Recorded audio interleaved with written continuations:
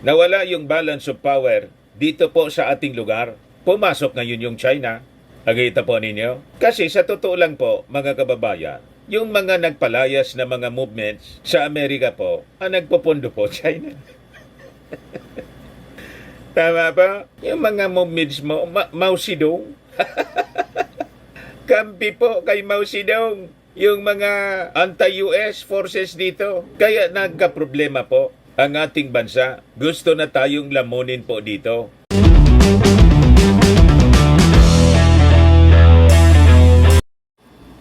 May panibagong warning mga kababayan yung Amerika sa mga ginagawa ng China dito sa ating lugar sa West Philippine Sea. Palaman na niyang tigil ng warning lang yung Amerika, Mr. Paravilla. Mabuti na yun po na nagpapaalala, di ba? Yan naman ang purpose po ng warning. So yan pong warning ang pinalabas ni Austin. Peligroso niya yung ginagawa ninyo, yung coercive actions na ginagawa ninyo sa aming kaibigang Pilipinas. So makikita ninyo mga kababayan na nagbunga ang mga efforts ng ating Pangulong BBM. BBM. Di ba? Di ano niya Mr. Maravillas? Sunod-sunod yung mga pinapalabas na warning ng Amerika. Ito na ba yung simula?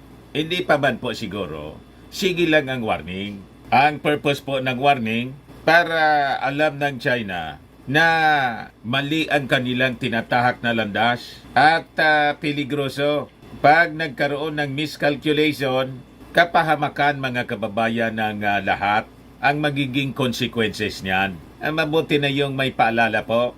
Pero yung gira po na pinapakalat po ng mga DDS, yung mga reactions po sa mga videos natin, kinakaladkad ka daw ang ating bansa ng ating Pangulong Bongbong Marcos sa gira. Kasi niya, nabawi na ng ating Pangulo yung hidden wealth niya sa Amerika. Hino niya nagpapakalat niya. Mga viewers siguro po ito ni Harimaw. Yun ang linya ng propaganda ni Harimaw ngayon. Yan ang reaction dito sa ating timeline. No? Rinaldo del Rosario, ayaw pa si Dak ni BBM. Ready na siya i-sacrifice ang mga Pilipino kasi nabawi na ang hidden wealth sa Amerika. Okay, sacrifice ang Pilipino kasi pag nagkagulo, balik at lipad again sa Hawaii. May mga naluloko rin mga kababayan si Harimaw. Pag nakinig po kayo sa mga pro-China propaganda, sigurado po mapapraning kayo. Hindi na kayo makatulog niyan. Napakalinaw po. Sabi po ng kaibigan nating Amerika, yung gera daw po with China, neither imminent nor unavoidable. So, pwede pong maiwasan ang gira. Depende na lang po sa behavior po ng China. Kung hindi siya susunod sa international law, international order, talagang magkakagulo. Pero kung susunod siya po, i-recognize niya yung sinasabi ng ating Pangulong Bongbong Marcos na unclosed decision, ay magiging maayos po ang lahat. Tama? Kaya sabi po ng ating Pangulong Bongbong Marcos, itong mga mega powers must manage rivalry at ang presence niya ng Amerika, crucial siya sa regional peace. Tama pa? Very bright niya talaga Mr. Maravillas, yung ating Pangulong Bongbong Marcos. Napakagaling magbalansi po. But before ko mga kababayan ibigay sa inyo yung full story ng mga balitang yan, click subscribe muna dito sa ating YouTube channel and hit the notification bell para lagi po kayong updated sa mga kaganapan dito sa ating bansa. Like and share na rin po ninyo ng ating video. At huwag na rin po ninyo na skip yung ating mga commercial ads para tuloy-tuloy lang ang pag-unlad ng Bagong Pilipinas. Sa mga naghanap po ng malinis and spacious fitness gym, pumunta lang po kayo sa aming Colossal Fitness Gym. We also offer Grab Car Rental with our brand new 2023 model ng Toyota Innova. We also accept booking for those who are planning to travel via PAL, Cebu Pacific, and other airline companies, local and international, and bills payment for Meralco bills, PLDT, etc. Ang Colossal Fitness Gym is located at 3rd floor Security Bank Building, Landco Business Park, Legazpi City, Albay. For inquiries, look for Gilon Maravillas. Contact number 0966-802-0949. Yan yung aming Innova. Lagi na pong matao sa amin. Yan yung mga bagong clients namin po. Napakaganda po at colorful, napakalinis ng aming gym po. Pati mga foreigners po, mga British tourists po siya, nag-workout sa amin. Na-set up na rin po yung aming mga brand new gym equipments. May treadmill na rin po kami. Ito naman po yung bago naming product na binibenta online. Eye Glow Serum, whitening po siya. Tingnan ninyo yung epekto sa aking anak na architect before and now. Yung mga inquiries po ninyo, dumiretso na lang kayo sa kanyang Facebook account, Riz Maravillas. Ito naman po, Firmax Firming and Lifting Cream. Pinapahid po ito sa mga pulses and affected area. Mainam po ito mga kababayan sa mga pains at saka mga paninigas na mga kasukasuan. Ito, Automax Revitalizing Serum. Sa mukha naman yung application. Anti-aging po siya. You will look 10 years younger than your age. Sa mga cancer patients naman po, baka lang gusto ninyo itong itry. Ning siya red mixed fruit drink. Hindi man po siya gamot, food supplement siya. Kaya lang, gawa siya mga kababayan sa goji berry. Yung goji berry may anti-cancer properties. O yung mga inquiries ninyo, dumiretso na lang kayo sa aming messenger sa Facebook para masagot namin agad. Ayos pa? Ayos na ayos sa Mr. Maravillas. So, balikan natin ang ating mga kwento ngayon. So, maganda mga kababayan ang ginagawa ng Amerika na nagwa-warning siya sa China. Bakit niya Mr. Maravillas? Warning ng warning. Hindi pa magpadala yung Amerika ng mga warplanes. Relax lang po tayo. Maganda na nagwa-warning. Ang ibig sabihin niyan, gusto ng Amerika, walang away po dito. Although ready po sila sa anumang eventualities, walang gusto po na magkagira. Kaya yung mga DDS pong propagandista na gustong kaladkarin daw ng ating Pangulong Bongbong Marcos, ang ating bansa, sa kapahamakan, sa pakikipagira sa China, wala man pong gano'n na intensyon yung ating Pangulong Bongbong Marcos. May balance po sa kanyang mga pahayag doon sa Singapore, sa Shangri-La Forum. Kaya lang bilang Pangulo, dapat manindigan siya sa tama at dapat matigas mga kababayan ang kanyang paninindigan. Pag hindi po, hindi tayo siseryosuhin ng China. Kasi nga po, ang China malakas militarily, economically, and militarily. Superpower na po ang China. Pero hindi nangulugan na matakot tayo sa superpower. Hindi na tayo manindigan. Pwede na lang tayong magpalamon po. Tulad ng posisyon ni Mao Diggs. Hindi maaari ang ganun po. Napakaganda ng statement ng ating Pangulong Bongbong Marcos doon po sa sa Singapore. Kaya sabi ng ating Pangulo, ang presensya niya ng Amerika napaka-importante para sa regional peace. Huwag kayong makikinig sa mga sigaw-sigaw dyan sa kalsada na no to US Marcos na naman. Napakalaga po ng presence ng Amerika sa balance of power. Kahit saang banda, saang parte ng mundo, importante yung balance of power. Alam ba ninyo na ang pagbabalance sa buhay ng tao, including the power of countries, biblical po siya. Sabi mismo ni King Solomon, mga kababayan, sa Proverbs 20:23, diverse ways anya are an abomination unto the Lord, and a false balance is not good. Pag hindi po balansyado, mga kababayan, kahit sa buhay natin po, may balanced diet sa pagkain, balanced life. Pag hindi balansyado yung buhay natin, it is not good.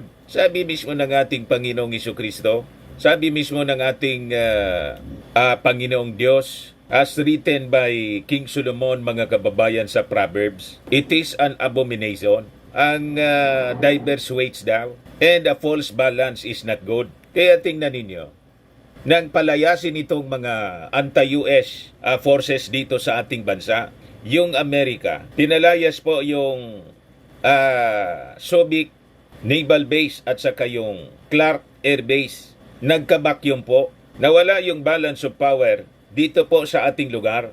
Pumasok ngayon yung China. Nakita po ninyo? Kasi sa totoo lang po, mga kababayan, yung mga nagpalayas na mga movements sa Amerika po, ang nagpupundo po, China. Tama ba? Yung mga movements mo, Mao Zedong.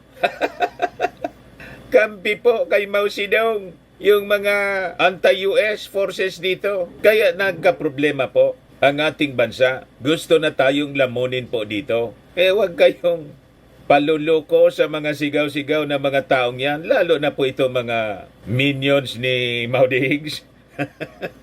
Ipapahamag tayo ng mga taong yan, mga kababayan. Makinig tayo sa wisdom ng ating Pangulong Bongbong Marcos. Importante niya yung presence ng Amerika for regional peace. Yan po yung ating yung sinabi ng ating Pangulo. Huwag tayong paluloko dito po sa mga so-called experts sa panluloko. Pinupunduan yata ng China po. Yan sabi sa balita dito sa Star, sabi ng ating Pangulo, ang presence niya ng Amerika, crucial siya para sa katahimikan ng ating rehiyon as the Southeast Asian country faces growing Chinese pressure in waters of its coastline. Kaya yung ating Pangulong Bongbong Marcos sought to deepen defense cooperation with America as he stands up to Chinese actions dito po sa South China Sea na kiniklaim po ng buo ng China. So sabi ng ating Pangulo, yung determining influence niya ng China over the security situation and the economic evolution of the region is a permanent fact. Yan ang nakakadilat na katotohanan po. Permanente siya. Kasi permanenteng neighbor natin siya, ang China po. Hindi man tayo pwedeng umalis sa tabi ng China. Di ba? Nakafix, mga kababayan, ang Pilipinas sa tabi ng China talaga. So, kailangan tanggapin natin. It is a permanent fact. So, at the same time, the establishing presence of the United States is crucial to regional peace. It is never a choice. Both countries are important. Wala po tayong pagpipilian. Pareho pong importante. Yung China, importante kasi hindi man natin po maalis yung China sa tabi natin. It is a permanent fact.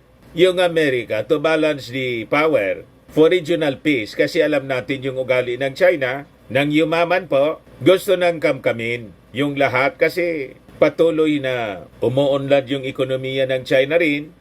Dumarami yung mga Chinese, yung pangangailangan nila, especially ng energy, oil and gas. Yan ang rason po kung bakit binubuli tayo ng China at gustong kamkamin ng buong buo ang South China Sea, including the West Philippine Sea. It is because of the gas deposits in trillions, mga kababayan. Hindi po maaari na pati yung atin, kunin nila, mga kababayan. Yung kanila dapat, di kanila. We have to follow. They should follow the international law, the UNCLOS. Yan man lang po yung posisyon ng ating Pangulong Bongbong Marcos. So, importante po yung balance of power.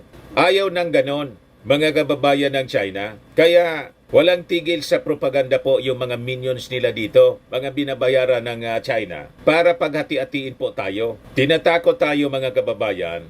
Scare, tactics. Fear-mongering yung kanilang ginagamit na strategy para mag-withdraw tayo ng support sa Amerika at lamunin na lang tayo nang walang kalaban-laban. Naintindihan na ninyo pa kung bakit ganon ang posisyon ng mga pro-China rito. Fear-mongering po sila. Huwag kayong maniniwala po sa pananakot nila. Sabi po ni Austin, war with China neither imminent nor unavoidable. Malayo pa po. At it can be avoided. Depende sa behavior po ng China. So, kailangang matigas lang po tayo. Manindigan tayo sa tama. Pag hindi tayo naging matigas sa ating paninindigan, tulad ng ginagawa ng ating Pangulong Bongbong Marcos, na dapat po all-out support po tayo ng mga Pilipino, lalamunin po tayo ng China. Gusto ninyo ng ganon. Kaya pasalamat tayo na may matapang tayo na nailuklok sa posisyon na presidente matapang at matalino. May balance sa kanyang mga aksyon, mga kababayan. Ito yung patunay na matapang yung ating Pangulong Bongbong Marcos, pero level-minded siya po. So sabi sa kanyang speech doon sa Shangri-La Forum sa Singapore, ito ang illegal coercive. Ito ang ginagawa ng China sa atin is illegal, coercive, aggressive and deceptive actions. At patuloy ang pag-violate sa ating sovereignty, sovereign rights, at yung ating jurisdictions. I do not intend to yield. Filipinos do not yield.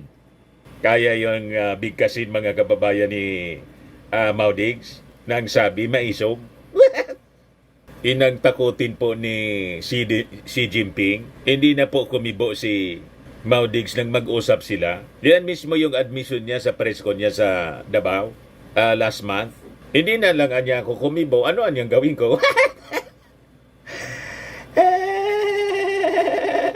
Pero tingnan ninyo yung ating Pangulong Bongbong Marcos, mga kababayan. Binara niya, sinupalpal niya, mga kababayan, yung Chinese general. Hindi umobra po yung Chinese general. Ngayon, as usual, mga kababayan, nag-react yung China sa pamamagitan po ng mga kasinungalingan. Harap-harapan na pagsisinungaling. Sabi ng China, yung mga actions anya namin, lehitimo and necessary law enforcement measures in response to Philippine vessels that it says have illegally entered its territorial waters. Territorial waters ninyong napakalinaw sa arbitral ruling ng UNCLOS na ayaw ninyong kilalanin. Amin po ang lugar na yan. Napakalinaw, mga kababayan, sa mapa. Ito yung South China Sea, ito yung West Philippine Sea. Yung China, napakalayo po. More than 1,000 kilometers sila. Tapos, ito yung Spratly Islands. Tingnan ninyo, ito yung Scarborough Shoal. Ito yung ating naka-blue, sky blue na kulay, mga kababayan. Ito yung ating yung ating Philippine Exclusive Economic Zone. Yan Pumasok na sila diyan O yan may bandila na nga nandito na yung Navy nila Nandito na mismo. Ito yung Palawan ito naman sa may Zambales Scarborough Shoal. Nandito na yung China. Paano naging territorial waters nila na based na mismo sa desisyon ng UNCLOS po, dapat 200 nautical miles yung ating Philippine Exclusive Economic Zone. Tayo yung may right dito. Malinaw po, mga makapiling Filipino na member ng PDP, Partido Demokratikong Makapiling Pilipino. Pilipinong makapili. Wala kayong pagmamahal sa ating bansa. Wala kayong paki sa future generation ng ating mga kababayan. Mas kumampi pa kayo sa manlulupig. Sabi po ng sinungaling na China, sila daw ay never daw silang gumamit, never nilang ginamit ang kanilang laki to bully smaller countries, nor it will ever do so. But China has always been principled in has bottom lines. Sabi po ni He, a Chinese general and former vice president of the Academy of Military Sciences, sa interview ng mga reporters after ng speech ng ating Pangulo, it will never allow certain countries to act outrageously. Nakita na ninyo, mga kababayan, baliktad po yung kanilang pag-iisip. Tayo pa ngayon, ang outrageous yung ating mga aksyon. Tayo pa ngayon yung mali. Sila yung nambuli, sila yung nag-water cannon, sila yung pumasok sa ating exclusive economic zone. Yan po, napakalinaw. Nandito na sila. Tapos, tayo pa yung tinawag na trespassers. Payag kayo sa ganong mga ginagawa ng China? Wag po tayong papayag po at pasalamat tayo. May matapang tayong totoo na Pangulo ng ating bansa. O ngayon, balikan natin yung sinabi ni Austin na yung gira niya is not imminent, nor unavoidable. So, pwede nating maiwasan. And despite the escalation, hindi po tayo ang responsible po sa escalation. Lahat ito, mga kababayan, gawain ng China. Ginawa ng China dito sa atin. It's not imminent, mga kababayan. Huwag kayong nagpapaniwala dito sa propaganda ng mga taga-Finta Kingdom. Ang strategy po ng mga Chinese at pro-China dito sa atin na mga traidor, takutin tayo ng takutin para hindi na tayo manindigan po. Ganon. Gusto nila matulog na lang po tayo. Dapat patay malisya lang tayo rito habang kinakamkam yung ating kayamanan. So sabi po ni U.S. Secretary of Defense Lloyd Austin that war with China niya was neither imminent nor unavoidable despite rapidly escalating tensions dito sa Asia-Pacific region, stressing the importance of renewed dialogue between him and his Chinese counterpart in avoiding miscalculations and misunderstandings. So, importante yan yung nag-uusap para maiwasan yung miscalculations. Kasi pag nakapasok ka na sa gira po, lahat na lang init ng ulo niyan nandiyan sa gira po, tulad ng sa Russia and Ukraine, pagkatapos tulad ng sa Middle East po, sa Israel, ang hirap na pong patigilin kasi siyempre may mga nasakta na. Kaya nga po nag-warning yung ating Pangulong Bongbong Marcos na huwag sana. Pero nang tanungin siya, mga kababayan, kung ano ang pwedeng mag-trigger sa Mutual Defense Treaty once may namatay na Filipino, it will be very very close to an act of war and we will respond accordingly. Yan yung statement ng ating Pangulong Bongbong. So nag-meeting po si Austin sa kayong Chinese Defense Minister na si Dong Jun. The first in-person meeting between the top defense officials since contacts between the American and Chinese militaries broke down in 2022 after then U.S. House Speaker Nancy Pelosi visited Taiwan infuriating Beijing. So sabi dyan, neither side budged from their long-standing positions on Taiwan, which China claims as its own, and has not ruled out using force to take in on China's sweeping claims in the South China Sea, which have led to direct confrontation between China and other nations in the region, most notably yung ating bansa, the Philippines. So sabi dyan, while declining to detail the specifics of their conversations, sabi po ni Austin, the most important thing was the two were again talking. Nag-uusapan niya kami.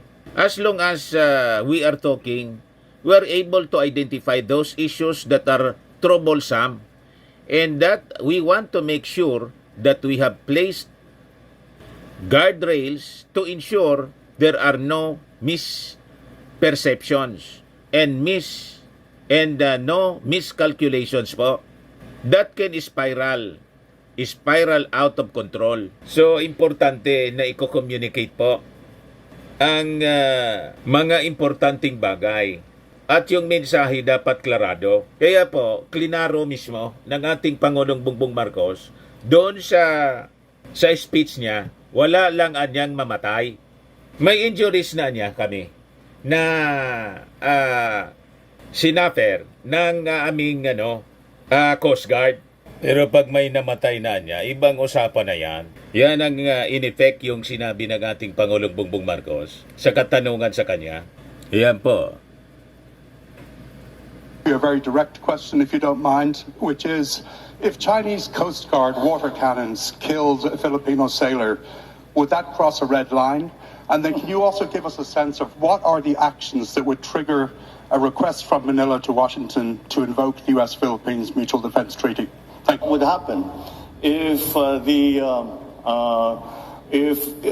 there was an incident that ended up killing a Filipino serviceman, be they a Coast Guard or in the military and part of the Navy. Well, that would be that would certainly increase the level of response, and if by a willful act on a Filipino, not only serviceman, but even a Filipino citizen, if a Filipino citizen is killed by a willful act, that is, I think, very, very close to what we define as an act of war, and therefore we will respond accordingly. And our treaty partners, I believe, also hold that same standard for when the actions with the joint action will be undertaken in support of any such incident in the Philippines. Once we already have suffered injury, but thank God we have not yet gotten to the point where any of our participants, civilian or otherwise, have been killed. But once we get to that point, that is certainly, we would have crossed the Rubicon, certainly crossed the Rubicon. Is that a red line? Almost certainly it's going to be a red line. That is a red line, mga kababayan, and we will cross the Rubicon. Yan ang klarado na mensahe ng ating Pangulong Bongbong Marcos kay Xi Jinping. Ano niya, Mr. Maravillas, ang ibig sabihin ng ating Pangulong Bongbong doon sa sinabi niyang will cross the Rubicon? That is the point of no return. Wala na, tuloy-tuloy na. So ang ibig sabihin po, dapat klarado yon sa isipan po ni Xi Jinping na hindi po palulupig ang mga Filipino. Kaya huwag sosobra sa pang-api sa amin. Kaya nga po, pinapaabot ng Amerika yung warning.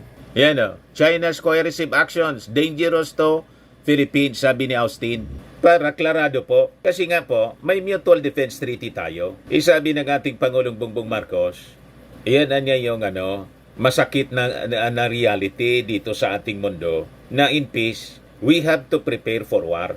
Tinanong siya kasi, mga kababayan, ng isang Filipino journalist yata ito, tungkol sa Horizon, yung modernization ng ating armed forces. Ayan po, pakinggan natin. Posture of the Philippines by the end of your term. So the Philippines has always discussed that the defense of our national territory is primarily our responsibility under the unilateral defense plan. So what specific force packages are you eyeing particularly in the next coming years, and what exactly are we to expect after Horizon 3 of the AFP modernization program? Thank you. Thank you. I just what the gentleman is referring to, the Horizon 3 acquisition program, is the acquisition program that our Department of National Defense has just completed. Then we are presently in the process of finding suppliers for all the different requirements that we have to build up our capabilities in the armed forces of the Philippines, and that we are hoping that these acts are just a deterrence, and we, as they say, to Paganda po, deterrence. Work for peace, prepare for war, and it is an unfortunate truth. But and that is why we have undertaken this long-term. It has been going on for many years now. This long-term plan of increasing the capabilities of our military and civilians, such as the Coast Guard, in the Philippines. To go back to the first question. So yan sabi ng ating Pangulong Bongbong Marcos, the unfortunate truth niya, in peace, you have to prepare for war. Pag hindi ka naganda po, yung mga nag-intention po na mga bansa, naganda na i-invade ka. Kaya bawat bansa, mga kababayan, may armed forces for defense. Kasi yung yun ang pagnanasa ng tao, cycle lang siya po, mga kababayan. Ang mundo po, ganun. Ang mga bansa po, naging bansa isinulat sa dugo. Tama po, mga kababayan? So yung ating Pangulong Bongbong Marcos is very much aware ng reality yan. So hindi po pwedeng hindi tayo mag-ready. Tama pa? Ayan man lang po, mga kababayan. Ako po si Dante Maravillas. Bye-bye. God bless.